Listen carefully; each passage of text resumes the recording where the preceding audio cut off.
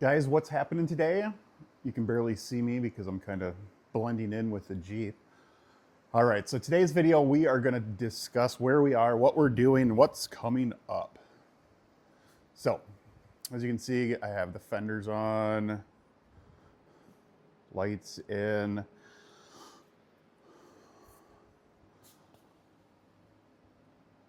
I still need to tidy up some stuff down here, get the wiring tucked away. But we are on to another project for now, which is the Next Venture rock sliders. So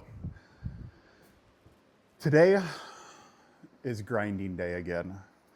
If you can see those, well, there's 4 of them. 2 circles, 2 squares. Those are where the old rock sliders welded onto the frame. We gotta cut those off. Yesterday I did the passenger side. Today we will do the driver's side. And then to make these work. So I'm running the Evo long arm and coilover kit. So where the rear arms meet up is kind of where the Next Venture sliders weld on. So we are going a different route. Got some stuff on the way that'll be here this week from Rock Crawler. They have worked with Next Venture to design their stuff to work together. So we will also need to cut the long arm brackets off the rear to get the sliders on front and rear, because I'm just going to run their long arm kit as one unit. The rear will be a 3-link and the front will be the traditional 4-link with the long arm. Not a lot changes with the front. The Evo fronts will work with their sliders. The rears, however, will not. So we are going to get at least those cut off today, and then probably tomorrow we'll get the Jeep up on jack stands, tires pulled off, and start getting the rear axle. I'm going to fully pull it out from under the Jeep for the fact of there's brackets that have to get welded on to the axle, as well as brackets cut off the axle. So it's just going to be easier to pull the axle out from underneath it. I already have the drive shafts out there on their way back from Adams right now. So it's not a lot of work to just pull the axle out from underneath it and do it out in the open versus underneath. So tomorrow we'll probably get the brackets cut off for the long arm kit, get that ready. Then again, I am going out of town again this week for work. So we'll be back next weekend to do some more work on this. Hopefully be able to get at least the rear long arm kit put in, and I want to wait to put the sliders on until I get those rear mounting brackets put on, so that the sliders aren't in the way, and then mix everything together. As I cut these off, I'm going through with a self-etching primer and priming over where I'm cutting these brackets off. And then I'll paint that black, and then once we set the rock sliders up there, we'll mark off where they go, grind it back down, use some Steel It or weldable primer. When you put these Next Venture, and we'll go through on that video, when you put these on, you're going to obviously want to paint the underside, because you will not be able to get to that after you mount them on, and you'll want to get them painted before you put them on. So we'll get the Freedom Chicken. He's upside down right now, but we'll get him pulled out, painted red as always. The sliders are gonna be black. These things, holy beef. This stuff is incredible. Like I said, I've been running their bumpers and stuff like that for a few years. The difference, and I won't even say who the old sliders were to this slider, is like paperweight to heavyweight. I don't think you could break these things if you tried. And trust me, I will try. So we got a lot of work to get done between now and Easter Jeep Safari. The rear corner armor is also on the way. So here, by the time we get back from this work trip, there is going to be a lot of parts that we need to get going on. At that point, then we're just waiting for front and rear inners, as well as the rear fenders, which is fine. That stuff should be fairly smooth and easy to do, and it's kind of the finishing touches. So I'm going to get finished setting up here, grinder set up, cutoff set up. I used the plasma cutter a little bit yesterday, but it didn't work near as well as I was hoping. Obviously got to be careful not to cut into the frame. So it seemed like a cutoff wheel and grinder worked better than the plasma cutter. So we got the welder set up in case we need to fill anything. Yeah, so we'll get set up here. I burnt another hoodie yesterday.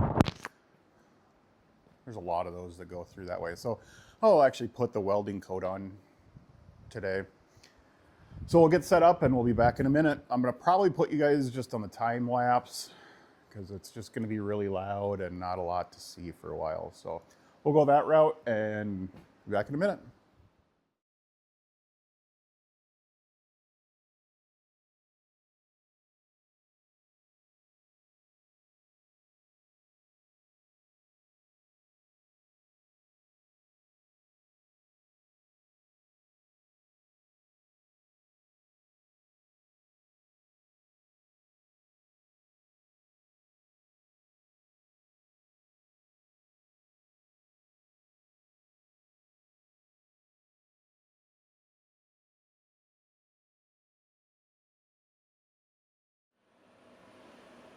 All right, guys, so we got all the bracketry cut off and the mess remains. We got this side done pretty quick, so I am gonna clean up and then we will push the Jeep forward a little bit, and I'm gonna check the pinion angles and stuff so I can kind of have a good idea what they need to go back to for my setup right now. We'll get the Jeep put up on jack stands and then start getting tires pulled off and stuff. Some of it I can bring you along, and then other ones I'll just put you on time lapse, and we will be back after I get cleaned up. All right, so we are cleaned up. We are sitting on jack stands on all four corners. I'm going to start unhooking everything in the back here, pull the brakes piece by piece. I'll set you guys up on a time lapse as I do this. I do have jack stands underneath the axle back here and a jack under the pinion right now, so that when we start disconnecting, she doesn't start spinning and rolling and bad things happening. So I'll set you guys up on time lapse and we'll get tearing apart.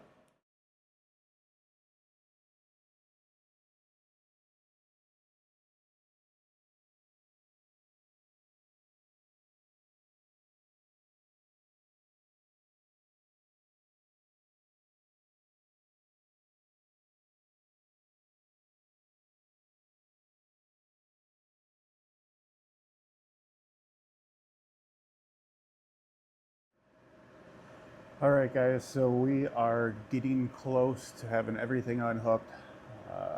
Like I said, obviously I have the drive shafts off still. So that is how I have the pinion braced. And then obviously we got the brakes off here. Took the coilovers off. The anti-rocks spun up out of the way, limit straps taken off, track bar removed, emergency brake unhook this one took me a little bit because I don't know if you can see, I smashed it pretty good. So that took a little bit to get that one out.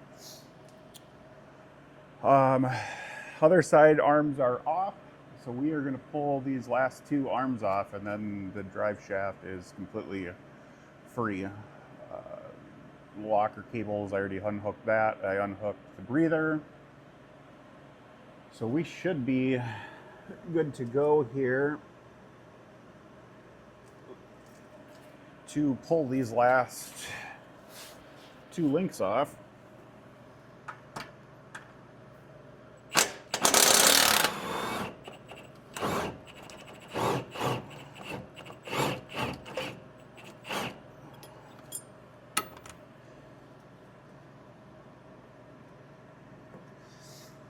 When you're doing this, because this can now spin, make sure legs, fingers, all sorts of stuff are out from underneath the axle, just in case.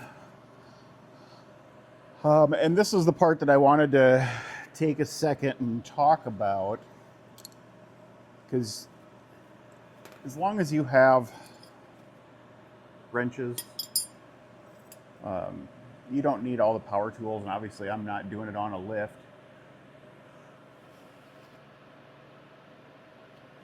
Try to do some of this stuff. I know it seems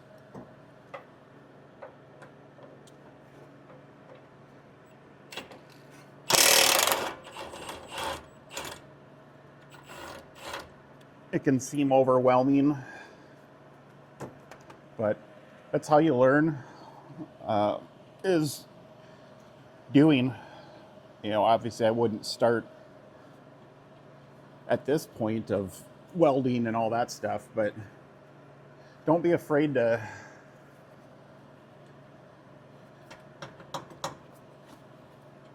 try to, you know, put a basic lift in, or, you know, put new track bars in, or tie rods, drag links, anything like that.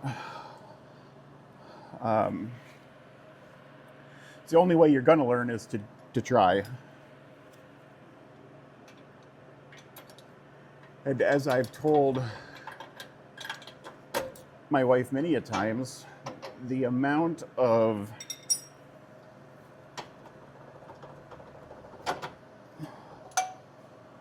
money that I have saved doing all this stuff myself versus hiring somebody to do it is, you can almost guess double whatever you paid for the parts is probably roughly what it's going to cost to have somebody else do it. They can save you a lot of money by just having some hand tools and torque wrenches and stuff like that. It's nice having impacts and stuff like that, just like it'd be nice to have a lift to put this on, to not be sitting on the ground, but it's doable. And again, it's the only way you're gonna learn. As long as you have a basic idea of righty-tighty, lefty-loosey, you'll be able to figure most of this stuff out.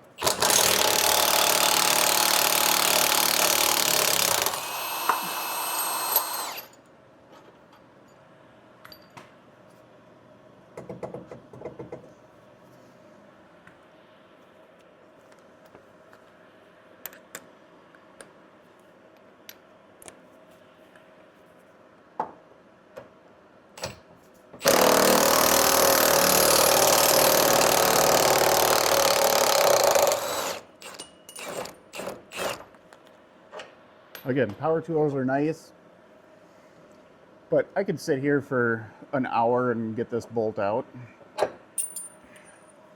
but I didn't have to. But I didn't go and buy all these tools at one time either. You know, it's slowly by slowly.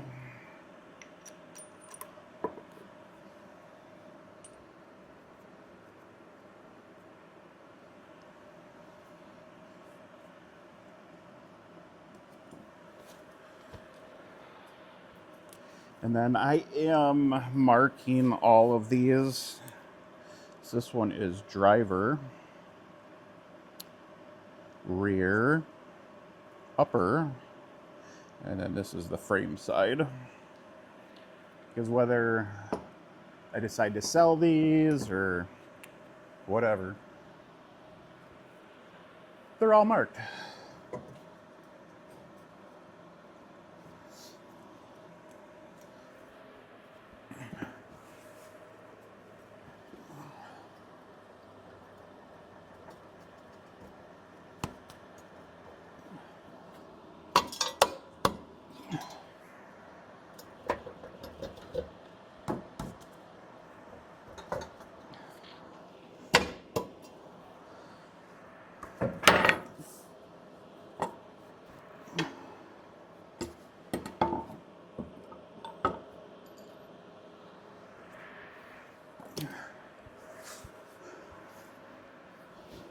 So again, first step is learning the basics of working on things safely.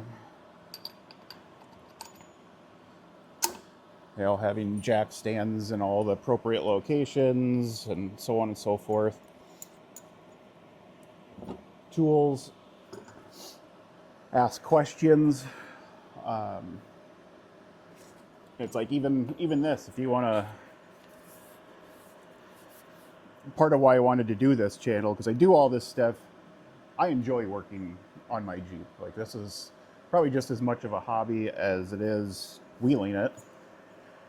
So I enjoy doing this, and I was like, everyone kept asking, like, you do all this stuff, why don't you film it? So others can learn or see.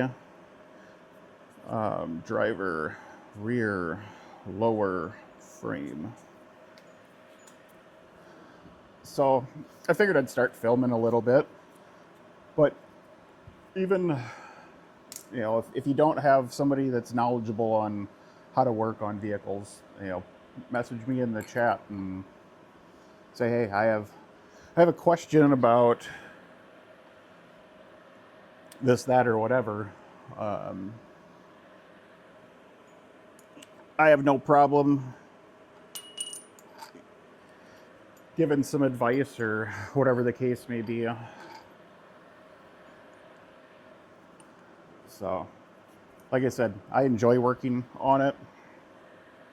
It's, to me, part of the hobby is working on it. And also, you start seeing so many people out on the trail that break something, and they have no idea how to work on their own vehicle to even try to get themselves off the trail. And then even worse, you see people out there by themselves on the trail in that same situation.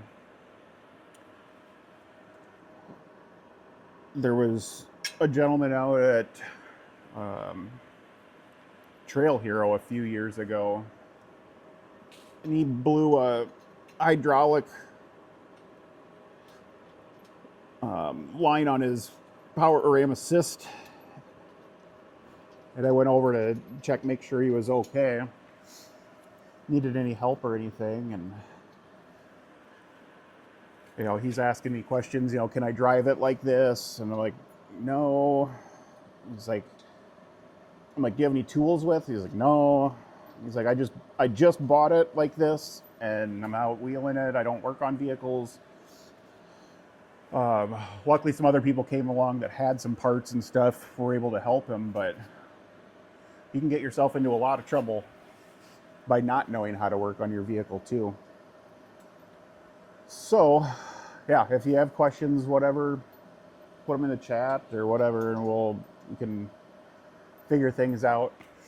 So we are completely unhooked now. So brake hanging, limit straps hanging, emergency brake hanging. Obviously track bar and control arms are off. No drive shaft. And then same on the other side. I got the locker electrical wire hung up out of the way, the vent tube for the diff hung up out of the way. So this is completely a Bluetooth axle right now. So I think that's going to be about it for today. What we will do tomorrow is we have to take these brackets off. This one, and it's all one, but it's this and this. Up and out of the way here. Same on the other side. And then once the rest of the stuff for the 3-link, so how a 3-link works, for those that don't know, this is basically a kind of a stock setup. It's just a long arm kit. So the old one mounted way back here. So it goes back there. So it's still a 4-link. So there's an upper and a lower on each side that keep the axle pinion so that it swings up and down and doesn't just wrap. And then there's a track bar that keeps the axle centered in the vehicle, left to right.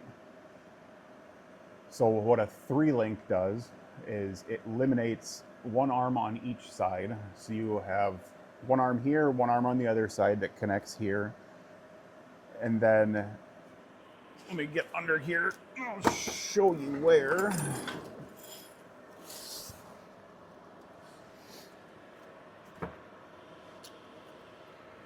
We will be welding a bar that goes from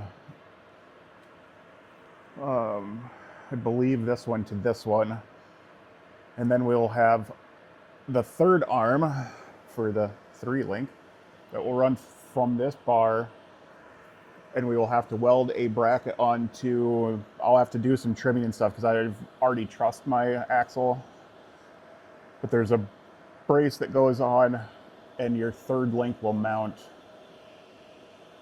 up here. So that's what a 3-link is. And then you can also do, there's a bunch of different setups that you can run and try and figure out. There is companies out there now that are making what's called a triangulated 4-link. And basically that takes, so you don't have to run a panhard or track bar. And it's basically 2 triangles on each side, so they keep the axle centered, but allowing full articulation up and down. So, like I said, there's a bunch of different things. This is just what I'm at. To run a triangulated 4-link on the JL, you have to move the gas tank. I know one company, they relocate the gas tank up in here. They have you cut that little cubby out that's in the back of the JL. I've already cut mine out, and I have a winch back there. Someday I'll do a full walkthrough on this. So I didn't want to do that.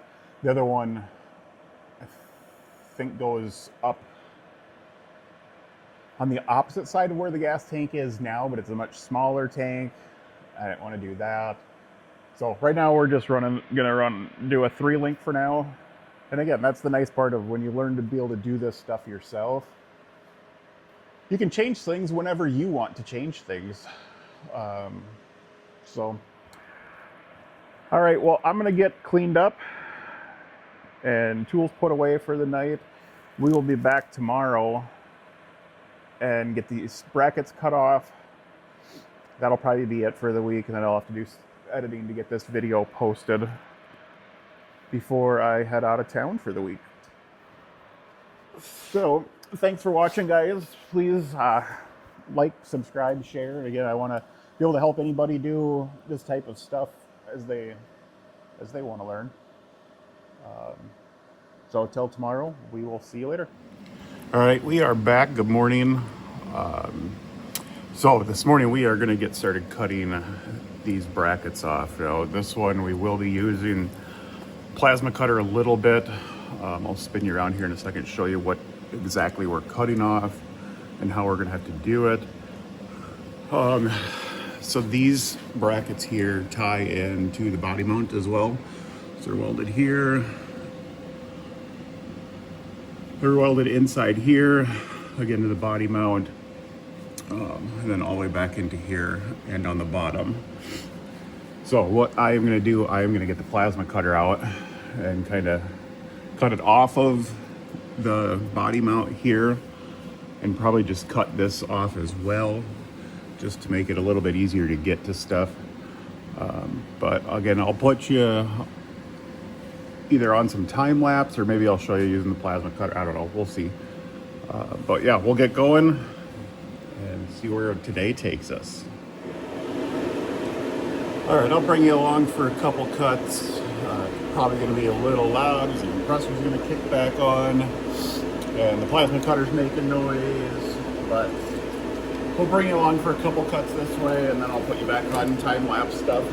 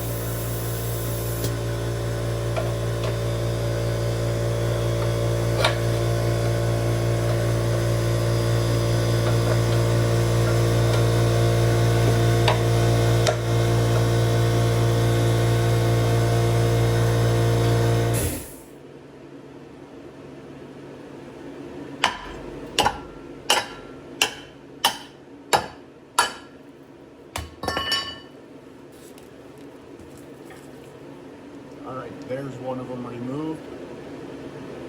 So I'll probably throw you guys on time lapse for a little while, and we'll be back after a little bit.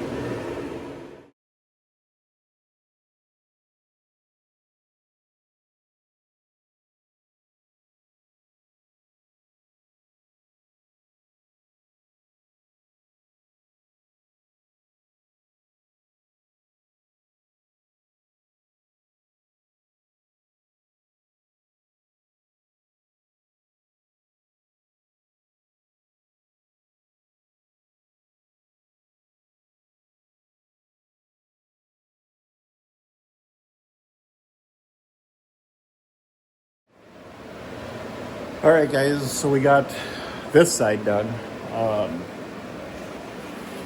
Everything's cut off and etching primer put on. I'll do the other side. And then we'll be ready to start getting the 3-link put on. When I get back, that should be here. And then we can start getting the sliders, and rear corner guards will be here. So we got a lot of stuff coming up in the next couple of weeks. So again, thanks for watching. If you're not already, click subscribe, get notifications, click the bell. We'll see you guys when we get back.